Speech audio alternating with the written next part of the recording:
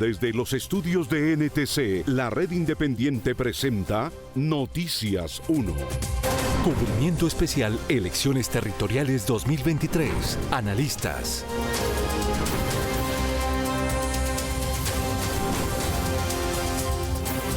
Presenta Elecciones Territoriales 2023. Noticias 1, la red independiente. Dirige Cecilia Orozco. Buenas noches y bienvenidos a la mejor información del fin de semana e iniciamos esta emisión central del día de elecciones regionales y locales. Nos encontramos con los analistas invitados César Caballero de Cifras y Conceptos y Omar Oróstegui del Laboratorio de Gobierno de la Universidad de La Sabana. Así que muy buenas noches para ustedes. Mónica, muchas gracias por la invitación. Aquí estamos complacidos. Y Omar, qué bueno estar contigo. Gracias. Un saludo a todos. Siempre es un placer acompañarlos. Bueno, muchísimas gracias. Miren, ya hay un conteo avanzado y mejor vamos entonces a escuchar cuál es el más reciente con Miguel Ángel Peñaranda y con Marta Olaya, quienes se encuentran en la registraduría. Marta, Miguel, buenas noches.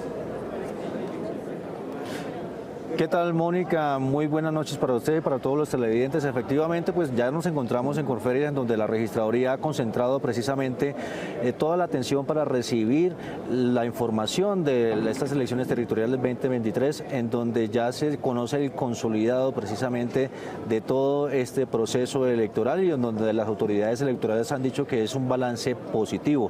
Marta, pero ¿cuál es el consolidado de estas mesas informadas en todo el país y las principales gobernaciones? Miguel, pues según el registrador, en tan solo 2 horas y media se lograron precontar más del 95% de los votos para alcaldes de todo el país y también de las gobernaciones. En este momento para alcaldías ya se han informado 117.000 de las 119.000 mesas instaladas, es decir, el 97.8%.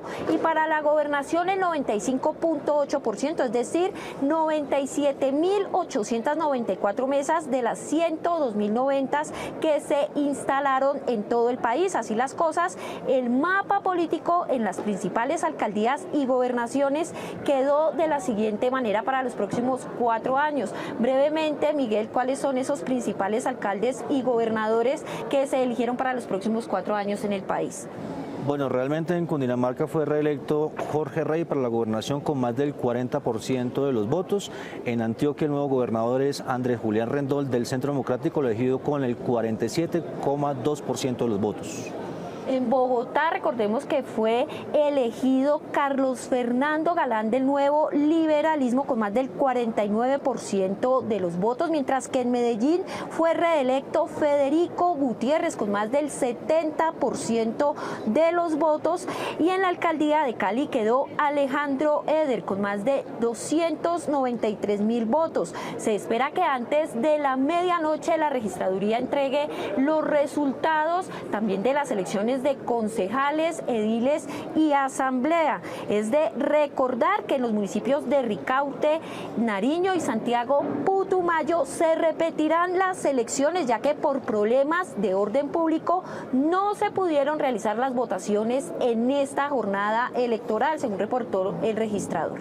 Precisamente, Marta, el registrador Alexander Vega hace pocos minutos dio una aclaración donde ha dicho que pues el tiempo que se esperaba pues era mucho más mayor, y ha resaltado precisamente que en menos del tiempo de lo esperado pues se conocieron estos resultados, pero puso mayor atención que en 62 municipios del país se presenta un empate técnico de menos de 100 votos, por lo que se hará un plan especial precisamente para eso. También el registrador resaltó que por primera vez en décadas se abrieron todas las mesas de votación en el país, aunque habrá nuevos planes de contingencia para precisamente garantizar que los resultados consolidados se entreguen ante la ciudadanía. Esta es toda la información que tenemos aquí desde Corferias. Sigan ustedes con Estudio. Miguel, Marta, muchísimas gracias y seguimos entonces ahora sí con ese análisis de las elecciones territoriales. César, ya confirmados entonces como ganadores Carlos Fernando Galán en Bogotá, Federico Gutiérrez en Medellín y Char en Barranquilla. La distancia de ellos con su competidor de segundo lugar pues definitivamente fue muy grande y no tuvieron competencia. ¿Qué fenómeno cree usted que jugó en estas elecciones, en particular en estas 3 ciudades?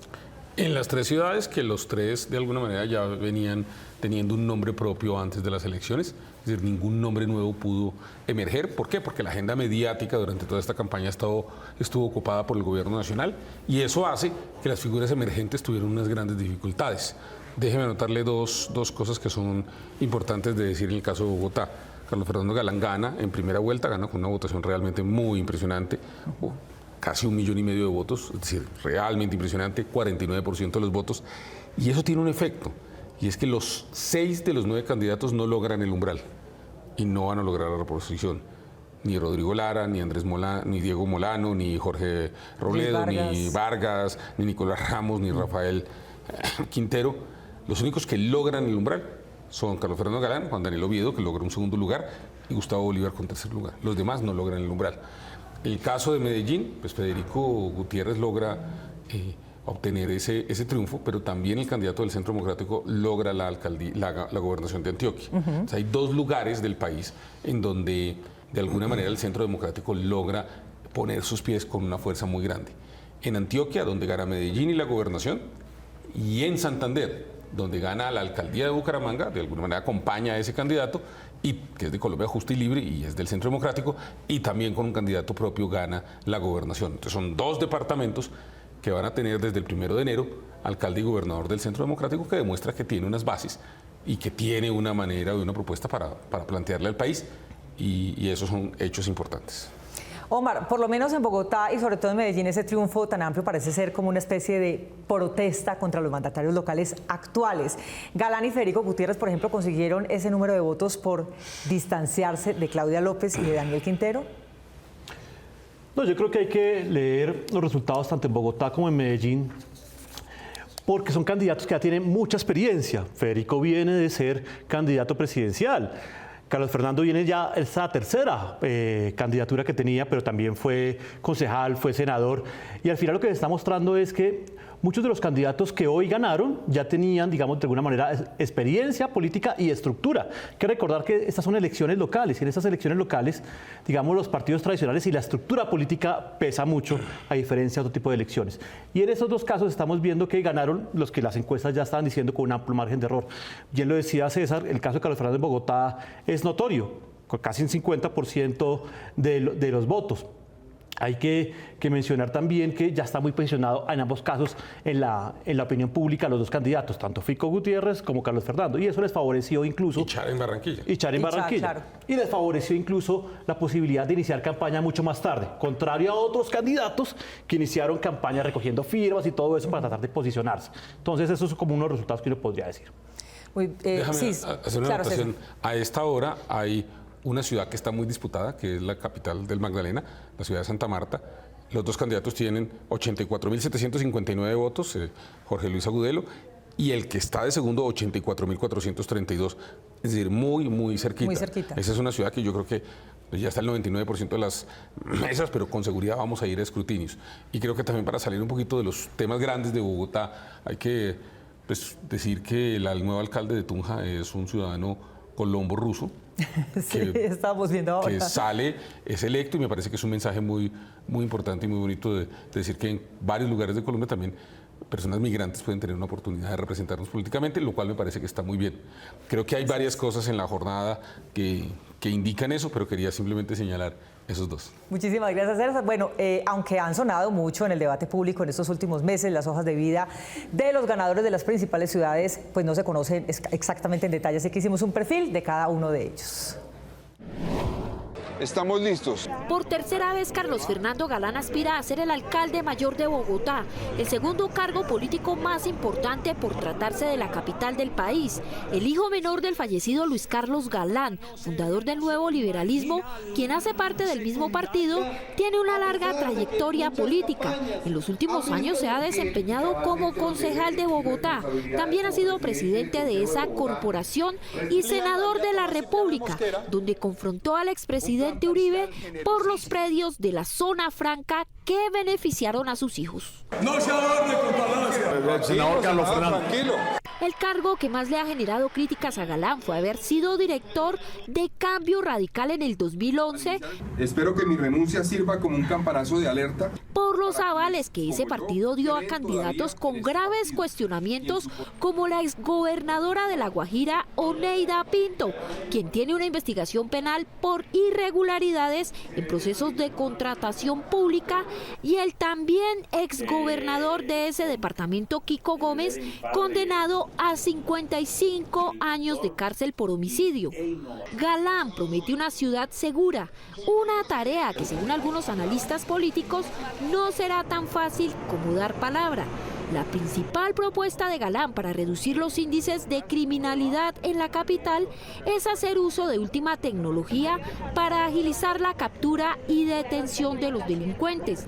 En cuanto a movilidad, se compromete a seguir adelante con la ejecución de la primera línea del metro de Bogotá, y en salud, su mayor promesa es ampliar la capacidad hospitalaria en las zonas de la ciudad con menor oferta de servicios de mediana y alta complejidad.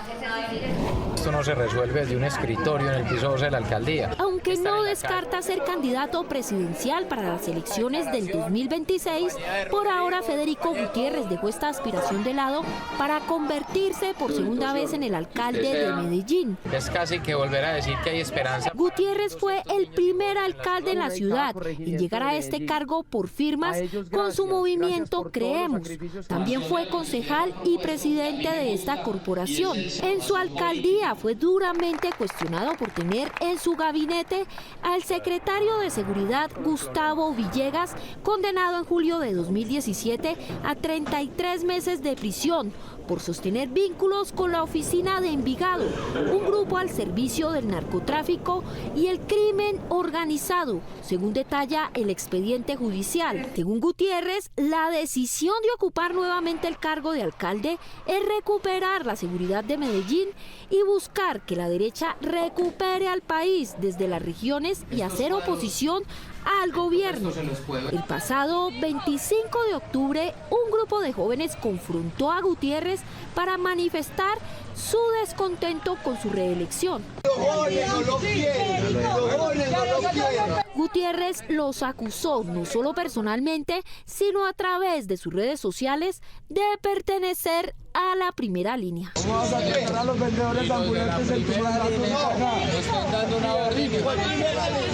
La principal promesa de Federico Gutiérrez está en retomar el programa de seguridad implementado en su primer periodo en la alcaldía con el condenado Villegas, crear una unidad contra el atraco para disminuir los hurtos en la ciudad y construir una cárcel metropolitana.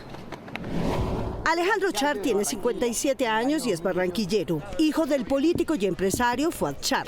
Desde el comienzo de su carrera política se sumó a las filas del partido Cambio Radical de Germán Vargas Lleras. Se graduó de ingeniero civil en la Universidad del Norte y tiene un magíster en gerencia en la Universidad de Georgia en Estados Unidos. Fue alcalde de Barranquilla entre el 2008 y el 2011. Llega a gobernar la ciudad gracias al apoyo de los partidos liberal y conservador, además del movimiento Colombia Viva y Alas Equipo Colombia, obteniendo 43.937 votos, suficientes para derrotar a Máximo Noriega, del Polo Democrático Alternativo. Para el 2015 volvió a presentarse a las elecciones para la alcaldía de Barranquilla, esta vez con el apoyo exclusivo de su partido. Al final se alzó con el 77% de los votos. Gobernó desde la alcaldía entre el 2016 y el 2019, teniendo como aliado a Eduardo Verano de la Rosa en la gobernación del Atlántico. Amigo y compañero de fórmula. En marzo de 2018, pocos días después de la captura de la excongresista Aida Merlano por la venta y compra de votos en el departamento del Atlántico, estalló un escándalo que sacudió la vida personal de Alejandro Char. De lo sentimental, por supuesto, yo cometí un error. Hubo alguna relación con ella mucho antes de ese periodo electoral del 2018. Ella confesó y entregó fotos que develaban un tórrido romance entre el exalcalde y la cuestionada política, que después fue llevada a prisión, de la que se fugó en una cita odontológica. Por esos días Alejandro fue cuestionado no solo por sus actuaciones políticas, sino como hombre de familia, pues es casado y padre de 2 niños. Claro que fue un error, y yo lo admito, y lo conversé con mi familia en su momento. Y somos humanos, cometemos errores, pero de los errores nos tenemos que parar. La investigación de la Corte Suprema de Justicia sobre el caso de Aida Merlano terminó conduciendo a Arturo Char, hermano de Alejandro, a responder por la compra y venta de votos, procesos en los que Alejandro Char también está siendo llamado a responder. Yo soy el chepe de la vida real. Alejandro Eder hace parte de las familias más adineradas de Cali, los Eder, dueños del ingenio azucarero Manuelita, que hoy está en cabeza de su hermano Harold Eder, y los Garcés Borrero, dueños de la empresa JGB, donde él ha sido miembro de la Junta Directiva y la Fundación Corona. Nació en Washington, como lo dice este registro de nacimiento, y con una especialización en políticas de seguridad internacional y resolución de conflictos de la Universidad Columbia de Nueva York, fue vocero internacional de las iniciativas de paz del gobierno Uribe, y en el gobierno Juan Manuel Santos hizo parte del equipo negociador en los diálogos de paz con las FARC. A mí me pueden decir lo que quieran, que soy rico, que soy calvo, que soy bajito, que no soy tan bajito. Alejandro Eder fue director ejecutivo de ProPacífico, que hoy acompaña el proyecto multimillonario en la carretera que busca atravesar el país de oriente a occidente para conectar el puerto de Buenaventura con los llanos orientales. En el 2019 se inscribió por primera vez a la alcaldía de Cali por firmas y por el movimiento Compromiso Ciudadano de Sergio Fajardo, pero no ganó. Ya listo, bañado, peinado. Hoy, Eder consiguió 120.000 firmas para postularse nuevamente a la alcaldía por el movimiento Revivir Cali, con el aval del Partido Conservador, Cambio Radical, Colombia Justas Libres, el Nuevo Liberalismo y Colombia Renaciente. Hace unos días, el exministro de Justicia, Wilson Ruiz, quien declinó a las elecciones de Cali, se sumó a la campaña de Eder, junto con la excandidata Diana Rojas, para hacerle contrapeso a Roberto Ortiz, que lideraba la intención de voto en la capital del Valle del Cauca. Los fans, no sé cómo decir, gracias a los que nos han apoyado en redes sociales. En el Consejo Nacional Electoral se estudia a componencia de Álvaro Hernán Prada una solicitud de revocatoria en su contra por no cumplir, supuestamente, con los requisitos para ser alcalde, como ser oriundo de Cali, no haber vivido aparentemente 3 años continuos en esa ciudad y tampoco un año antes, como lo exige la ley. Muy bien, seguimos con el análisis de las elecciones territoriales. Omar, ¿es tan absoluto el triunfo de cada uno de ellos, de estos alcaldes en las ciudades principales, que se puede decir que están consolidando una especie de monopolio de poder político? No solo los alcaldes, también estamos viendo gobernadores. Jorge Rey, que repite, Carlos Amaya, que también repite, Dilia Francisca Toro, y Verano La Rosa también. Entonces, estamos viendo que estas elecciones donde los partidos tradicionales salieron también a apoyar a sus candidatos. Ahora, ¿qué podemos ver? Ciertas tensiones que se pueden generar a futuro con el gobierno nacional, ¿sí? En el caso de ciertas apuestas que requieren del concurso de la nación. En el caso de Bogotá se requiere para financiar el sistema de transporte público un déficit de casi 3 billones de pesos. Pero también en grandes obras de infraestructura se requiere de la nación. Habrá que ver qué pasa. Y sobre todo en Medellín, donde tenemos un candidato que claramente se opone al presidente Gustavo Petro. Habrá que esperar también cuál será la respuesta del presidente frente a estos resultados, que son resultados en particular al proyecto de la izquierda, porque lo que estamos viendo era qué tanto el proyecto de la izquierda se había consolidado previo a las elecciones de Congreso, que les fue muy bien. Aquí no tanto, con los candidatos a alcaldes. Pero sí estamos viendo que el proyecto puede estar funcionando con los candidatos a consejos en diferentes ciudades y municipios del país. Muy bien, César, es momento de preguntarse cómo va a ser la relación de Galán, Gutiérrez, Char y Eder con el presidente Petro. Ahora que el presidente Petro pues tiene ya una imagen, o está teniendo una imagen desgastada, y ellos están asumiendo un nuevo poder. Creo que en cada caso es distinto. Yo, creo que Carlos Fernando Galán tiene varios retos. También el nuevo gobernador de Cundinamarca, con él ha tenido una historia de agravios, de tensiones muy grandes. Con el presidente Gustavo Petro creo que también ha tenido alguna historia de tensiones y también va a tener una presencia algo relativamente importante del pacto histórico en el Consejo. Entonces él tiene unos retos ahí distintos. Creo de todas maneras que su margen de maniobra es distinto, porque sería el alcalde de Bogotá, y sí, él necesita al presidente, pero el presidente también necesita al alcalde de Bogotá. Una cosa me parece que es distinto el caso de Char, porque Char y su familia ya han dado indicios de un acercamiento grande con el gobierno y de unas buenas relaciones, y va a estar Eduardo Verano, que es liberal y que hace un buen puente entre el liberalismo, el pacto y los Char. Entonces me parece que ahí la relación va a ser un tanto distinta.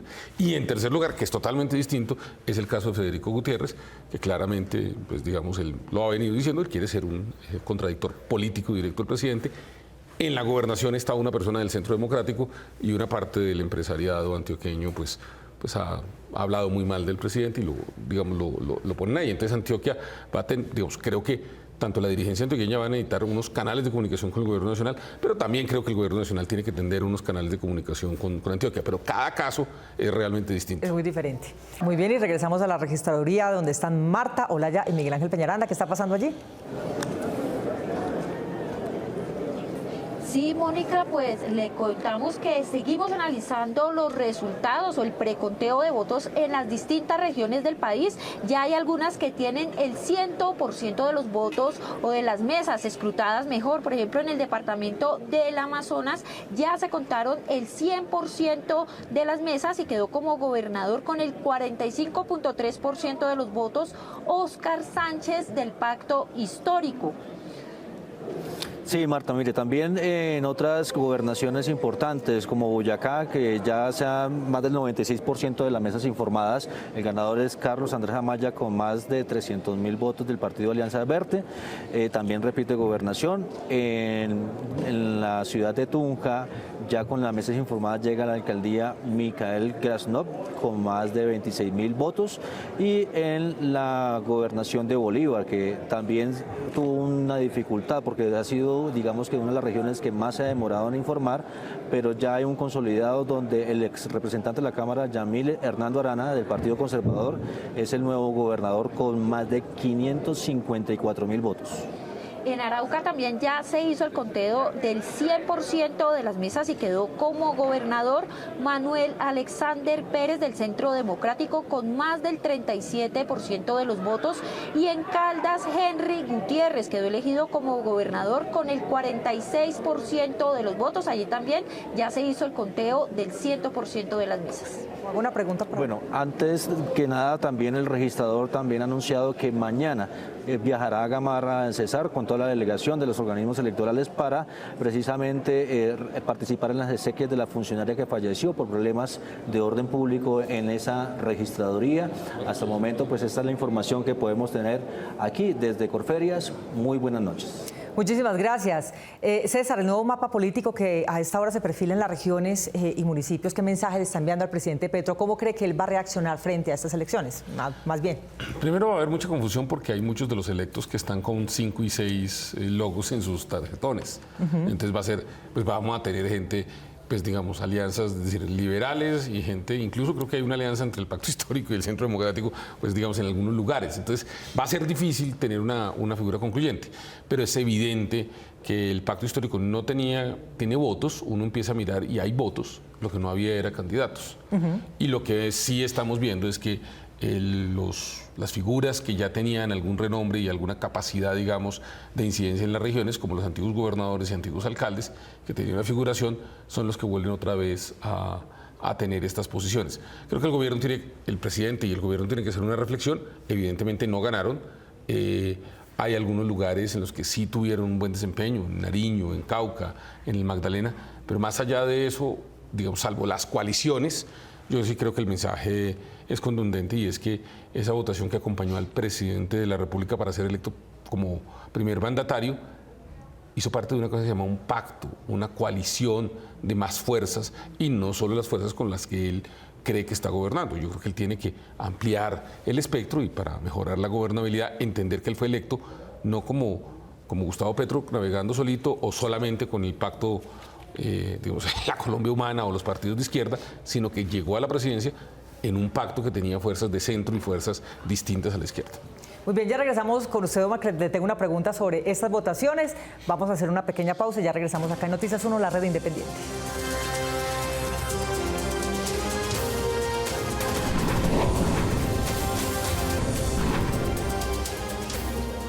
Muy bien, habíamos dejado una pregunta en punta para Omar, y es que mucho se ha dicho que estas elecciones configuraron una especie de plebiscito a favor o en contra del presidente Petro. ¿Usted cree que eso es así?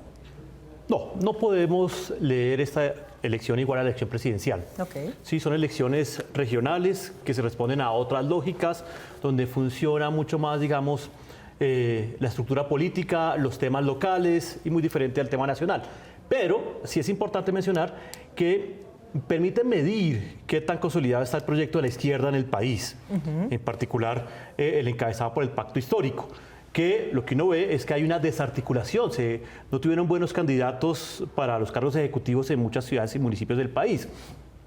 Lo otro hay que reconocer es que el pacto histórico no es un partido, es al final una coalición entre varios partidos y entonces eso hace cada vez más difícil la toma de decisiones al interior de esta coalición.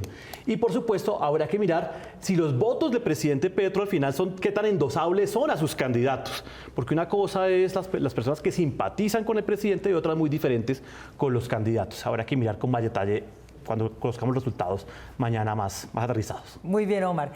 Bien, los nombres de algunos de los nuevos gobernadores ya están definidos, así que tenemos el perfil de los más importantes. Dilian Francisca Toro no tuvo que mover un dedo para volver al cargo que ella misma le había heredado a su mejor amiga y aliada Clara Luz Roldán. Toro fue gobernadora del Valle del Cauca por primera vez entre 2016 y 2019. En 2020 su silla fue ocupada por Roldán y esta se la devolverá el próximo 1 de enero. Estoy en Guacarí, acabo de ejercer mi derecho al voto. Dilian domina casi de manera absoluta la política regional a tal punto que nadie ha podido hacerle sombra. No en vano la llaman la baronesa. Acaba de dejar la presidencia del partido de la U, en donde estuvo 3 años, y obviamente su candidatura contó con su aval y el de otros partidos tradicionales. Para gobernador, para alcalde, para asamblea y para consejo. La baronesa hace toda clase de alianzas políticas, tanto nacional como regional y localmente. Ella no solo sabe cómo hacerse elegir, sino que al mismo tiempo maneja las votaciones de tal manera que varios alcaldes de los municipios vallecaucanos quedarán en manos de sus subalternos políticos. Su dominio incluye un tentáculo familiar, con algunos de sus parientes en importantes cargos públicos. Pero también tiene mucho que ver la parte gerencial, los procesos. Inició su trayectoria pública como alcaldesa del municipio de Guacarí entre 1992 y 1994 y continuó con las secretarías de sucesivas gobernaciones. En 2002 llegó al Congreso y en 2006 fue presidenta de la corporación. Por eso fue la encargada de imponerle la banda presidencial a Álvaro Uribe Vélez en su segunda posesión. Se recuerda que por error le puso la banda en sentido opuesto al correcto. En el Congreso estuvo hasta 2013, cuando tuvo que renunciar por investigación que le inició la Corte Suprema por lavado de activos y nexos comerciales con narcotraficantes. Pero su investigación, después de varios años, no avanzó en la Fiscalía, en donde finalmente se archivó en 2018. No podemos dejar de tener en mente que este es un momento decisivo. Andrés Julián Rendón Cardona es la apuesta uribista a la gobernación de Antioquia. El propio expresidente Álvaro Uribe, jefe de partido, apoyó su candidatura.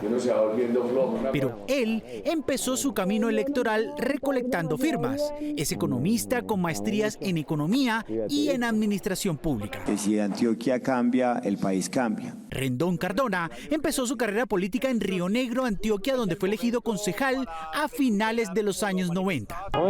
En 2008 fue nombrado secretario de gobierno de la gobernación de Antioquia durante la administración de Luis Alfredo Ramos, condenado por sus vínculos con el paramilitarismo. Cada día en Antioquia vemos cómo se debilitan. En 2015, Andrés Julián Rendón fue elegido alcalde de Río Negro. Vamos en fórmula o vamos en dupla. Con la llegada de Rendón a la gobernación de Antioquia, por encima de Luis Pérez, el uribismo retomaría el poder de la región de la mano de Federico Gutiérrez.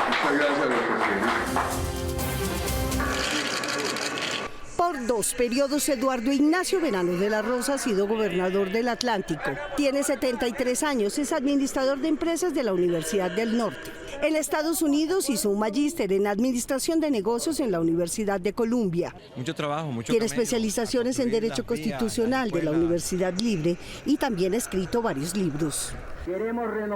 En 1990 consiguió un escaño en la Asamblea Nacional Constituyente en la lista que lideraba Horacio Serpa. Su primera elección como gobernador estuvo antecedida por un debate en el que César Gaviria tardó semanas en entregarle el aval a su candidatura. Sin embargo, el apoyo del clan Char no tardó en catapultarlo. Gobernó entre el 2008 y el 2011, mientras era alcalde de Barranquilla Alejandro Char. Hoy soy lo que soy. Luego se propuso volver a la gobernación. Un país en paz y con inversión, sin ninguna duda, traerá progreso. En el 2015 se alzó nuevamente con las credenciales de gobernador gracias al respaldo del Partido Liberal y nuevamente con el apoyo del clan Char, venciendo esta vez al Partido Verde, que había presentado como candidato a Juan García. Esta es la primera vez que el general retirado del ejército Juvenal Díaz hace política, no obstante que su familia es reconocida como una de las más poderosas del Partido Conservador en el departamento de Santander. Partido Liberal, Centro Democrático, Cambio Radical, Díaz recogió 200.000 firmas para avalar su candidatura. Sin embargo, un poco más de 6.000 fueron suficientes para lograr su inscripción y participar en los comicios. Juvenal Díaz, de 56 años, nació en La Paz, Santander, y recogió su caudal electoral en la ultraderecha. El nuevo gobernador se eligió con la consigna de la mano dura contra la corrupción. Hemos venido haciendo una campaña con la gente. Omar, englobando los resultados por lo menos hasta el momento, ¿dónde y en qué porcentaje gana o pierde el petrismo? Pues mire, el petrismo se mantiene fuerte en la parte surcolombiana, lo que es Nariño, Cauca, donde por lo regular han tenido votaciones considerables. En la costa atlántica pues ya vimos que no les fue tan bien. Ahora, hay que reconocer que por el estatuto de oposición, estos candidatos que no ganaron tienen derecho de entrar tanto a la asamblea como a los consejos respectivos y es muy posible que hagan oposición desde allí. Habrá que ver qué puede pasar con esa posición. Muy bien, César, hay algo de lo que no hemos hablado aún y creo que es pertinente hacerlo, y es que Bogotá siempre ha votado con tendencia hacia la izquierda. El hecho de que el nuevo alcalde de la capital sea un hombre que además se presenta como de centro, ha sido apoyado además por partidos tradicionales, cambia de alguna manera la tendencia ideológica y tiene implícito un mensaje de rechazo a la izquierda nacional. Yo creo que tiene un mensaje de que los votantes de Bogotá son personas contestatarias, que por ejemplo si lo fuera a relacionar con el gobierno nacional, pues nunca han electo el candidato del gobierno nacional. Realmente cuando usted lo mira, incluso cuando Uribe tenía popularidades del 75-76%, su candidato fue Juan Lozano o Enrique Peñalosa en su momento, pues Bogotá eligió otras personas. Entonces creo que esa es una experiencia y es que, digamos, es contestataria e independiente y de alguna manera rebelde. Y yo creo que el triunfo de Carlos Fernando Galán también tiene que ver con los méritos de la campaña que él hizo y de que ya llevaba dos campañas previas y que hizo una campaña que le permite ser hoy el ganador. No solamente errores, digamos, de las otras, también méritos de él y errores de las otras campañas. Pero yo creo que más allá de leerlo, si la sociedad bogotana se volvió hacia la derecha, no. Creo que votaron por una persona que consideran de centro, que hizo una buena campaña y que demuestra que Bogotá es una ciudad contestataria frente al gobierno nacional. Muy bien, pues es el momento de agradecerles, Omar, César, por la compañía, por ese análisis de las elecciones territoriales y bueno, los esperamos en una próxima oportunidad. Gracias de verdad por su tiempo y por sus análisis tan importantes y necesarios para el país. A ti, Mónica, muchas gracias y a todos, la audiencia. Omar, muchas gracias por compartir este escenario. A ustedes por la invitación. Muchísimas gracias y bueno, nos conectamos a esta hora con la alocución presidencial de Gustavo Petro. Que arrojó el Plan Democracia 2023, liderado por el Gobierno Nacional y la Fuerza Pública, tuvo un total de 92 capturados y se incautó 1.112 millones de pesos y 13.700 euros, un aumento en 258% en plata recuperada comparado con el año 2019. No hubo fallas eléctricas ni ataques a la infraestructura eléctrica. No hubo muertos ni heridos, ni ningún enfrentamiento armado. Hoy hubo un día de paz en Colombia.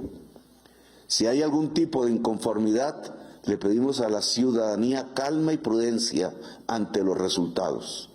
El gobierno enviará delegaciones para resolver las quejas de la ciudadanía de acuerdo a la ley. Felicito a todos los gobernantes y representantes electos en el día de hoy. Trabajaremos para articular sus propuestas de campaña y que podamos construir en común un país que combata la corrupción, la injusticia y le haga frente a la crisis del cambio climático. Nos reuniremos en los próximos días para articular planes locales electos con el Plan del Cambio, la potencia mundial de la vida. Hoy la democracia se pronunció y es nuestro deber como gobernantes acatar y respetar la voz del pueblo, la base de la paz, la base de la transparencia y la base de la democracia está en el poder de elegir y ser elegido. Muchas gracias y buenas noches.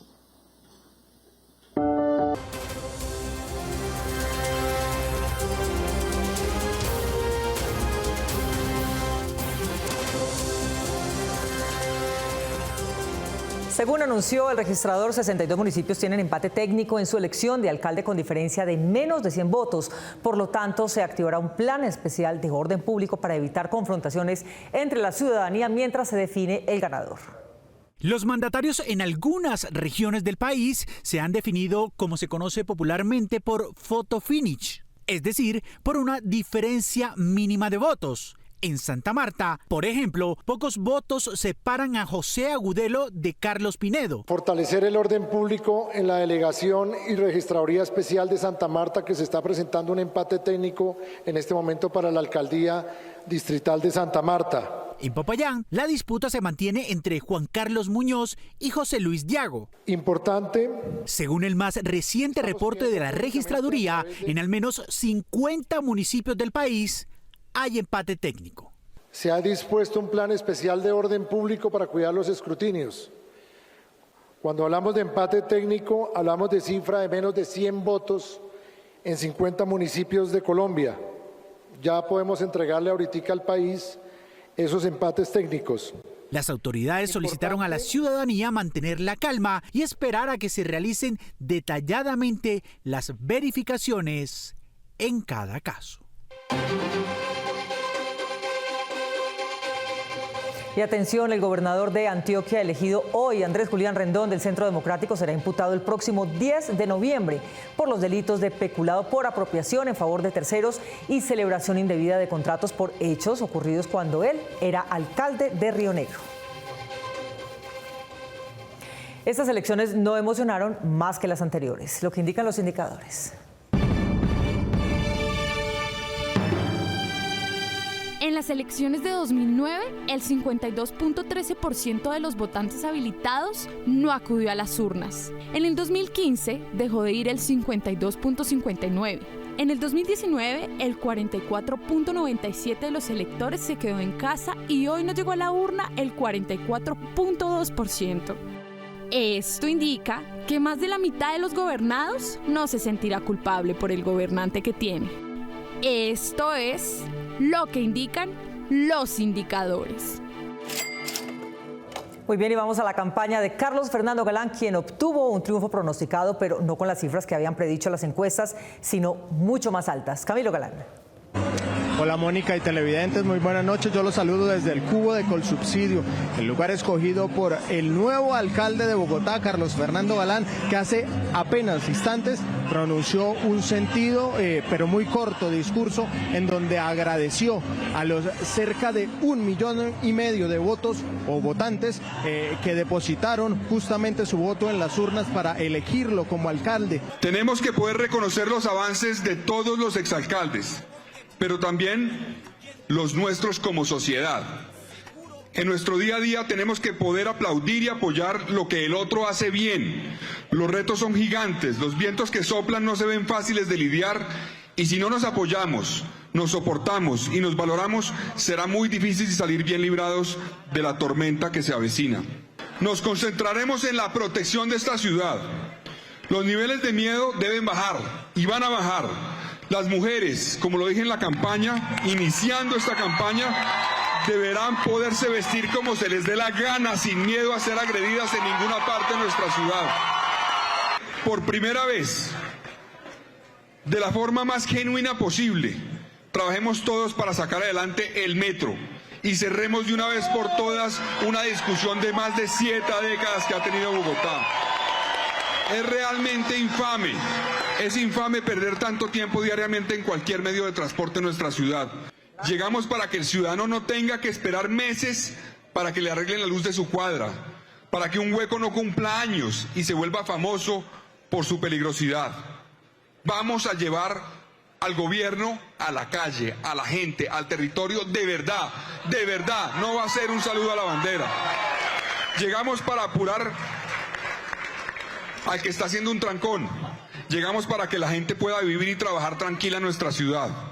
Y llegamos para aprovechar y promover lo que funciona sin importar quién se quiera colgar la medalla. En otras palabras, yo voy a ser un alcalde, debo decirles que va a escuchar la crítica, No le tengo miedo, la necesito, la crítica. Para mí va a ser fundamental escuchar la crítica para corregir cuando haya lugar. Yo voy a trabajar para defender la libertad de prensa, para que desde la alcaldía se garantice el ejercicio de la prensa y nos vigilen todas las actuaciones que vamos a cumplir.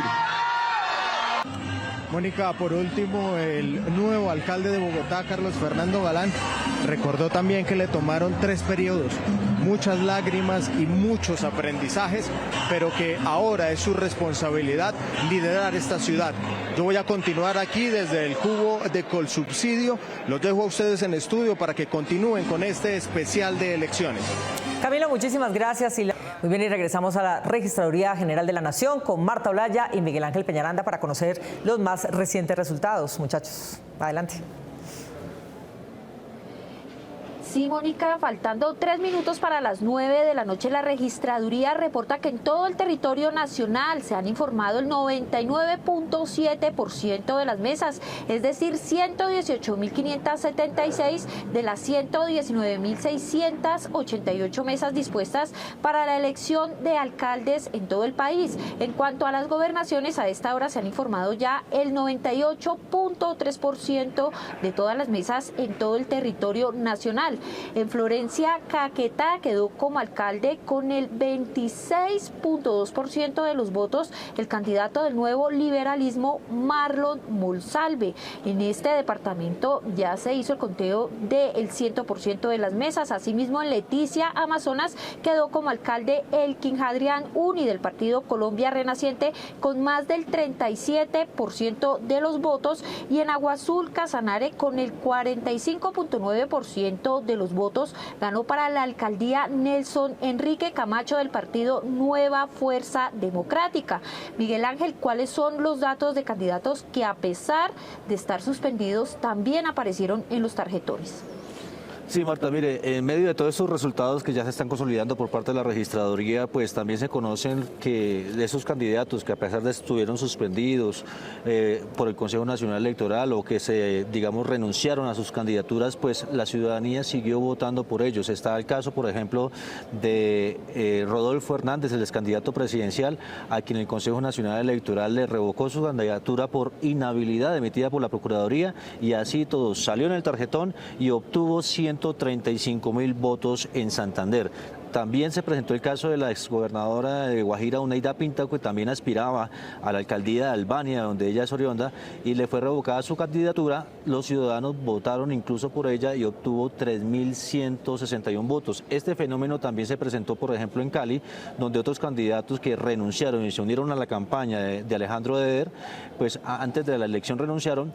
Ellas son Diana Rojas, que obtuvo 5.600 votos, y el exministro de Justicia, Wilson Ruiz, que, a pesar de haber sido o haber renunciado a su candidatura, pues obtuvo 2.137 votos. También es importante decir que la registraduría, estamos conociendo en este momento, después del reporte que dio el registrador Alexander Vega, de los municipios donde van a tener especial atención precisamente por este empate técnico, pues se conoce cuáles son los departamentos donde van a tener esta especial atención, donde la diferencia fue por menos de 100 votos y donde van a precisamente a definir, a consolidar con los escrutinios cuáles son, digamos, que los ganadores en estas regiones.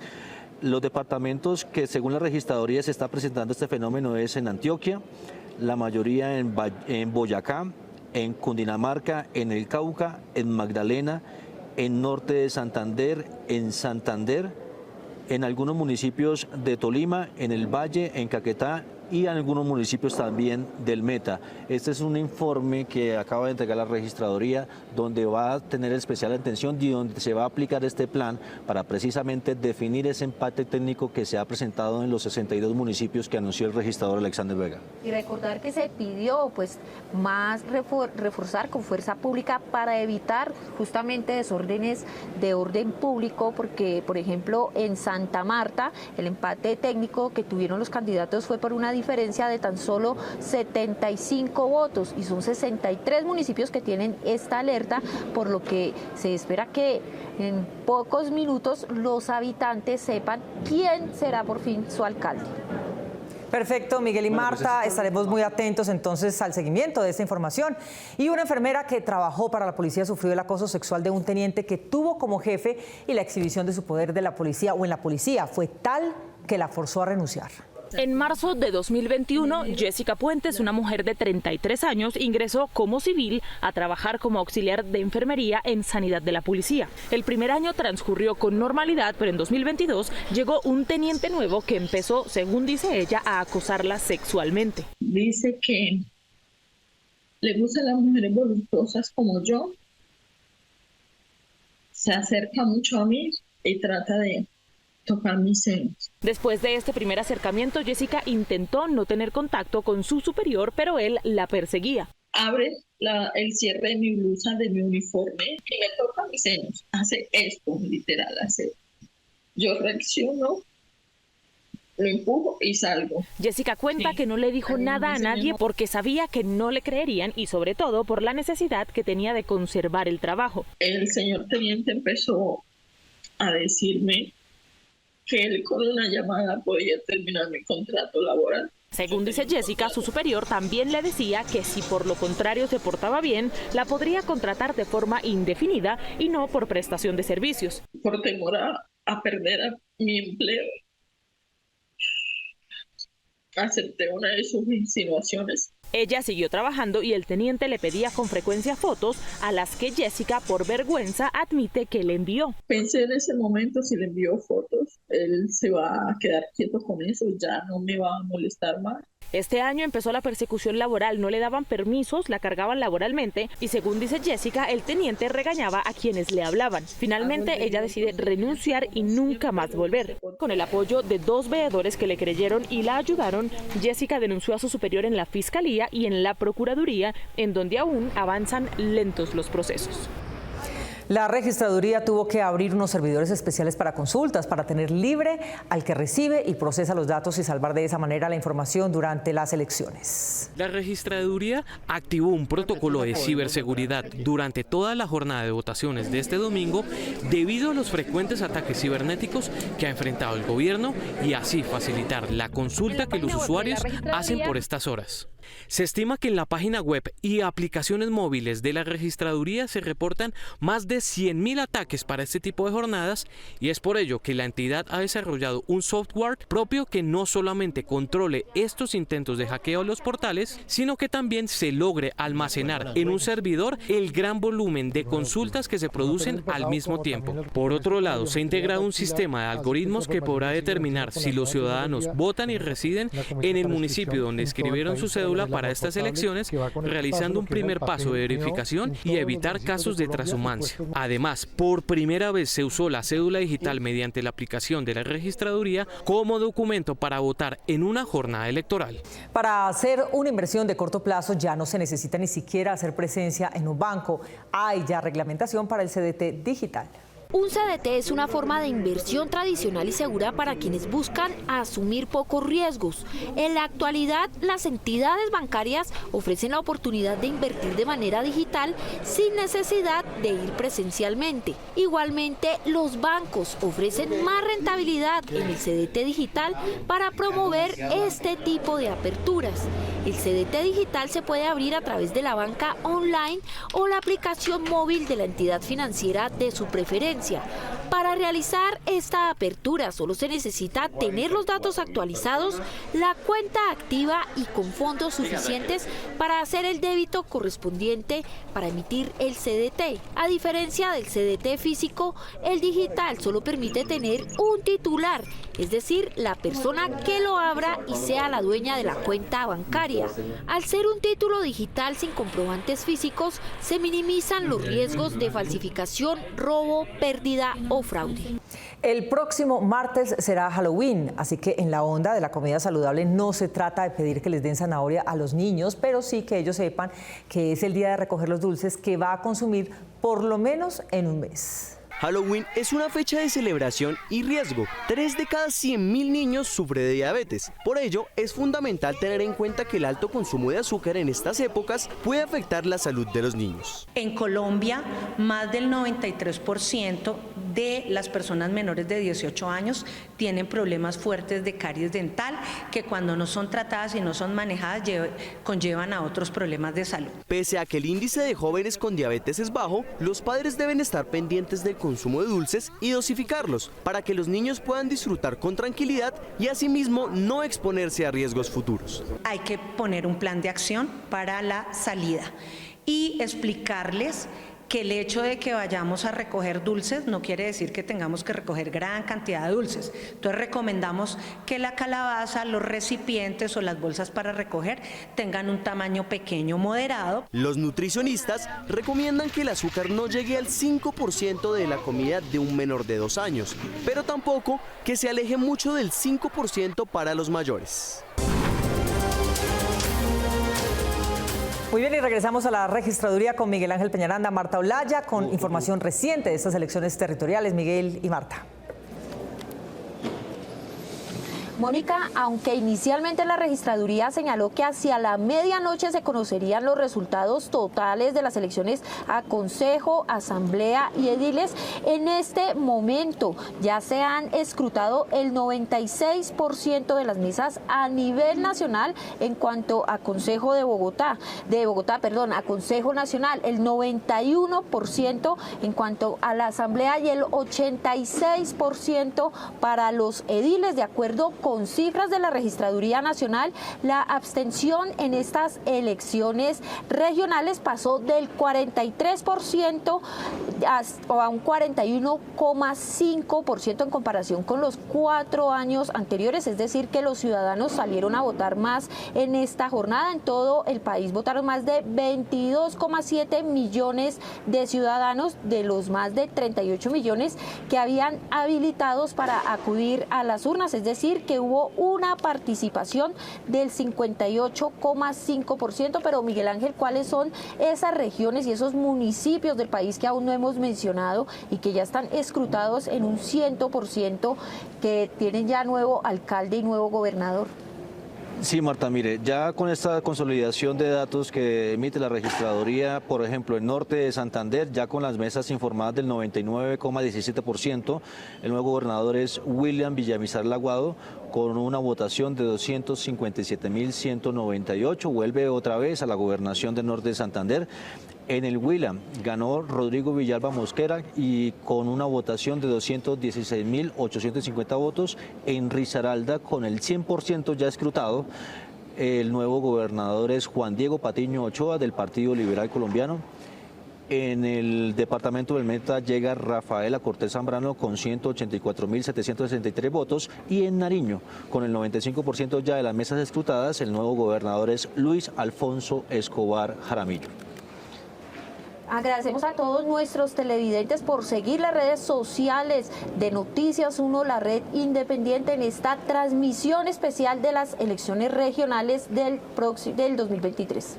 De nuevo, gracias Miguel y Marta, y muchísimas gracias también a nuestros analistas invitados y a ustedes por presenciar este especial de Noticias 1 sobre las elecciones regionales 2023. Nos vemos en las redes sociales, por supuesto, y el próximo sábado aquí en Noticias 1 con las mejores noticias del fin de semana. A ustedes, como siempre, gracias por elegir la independencia.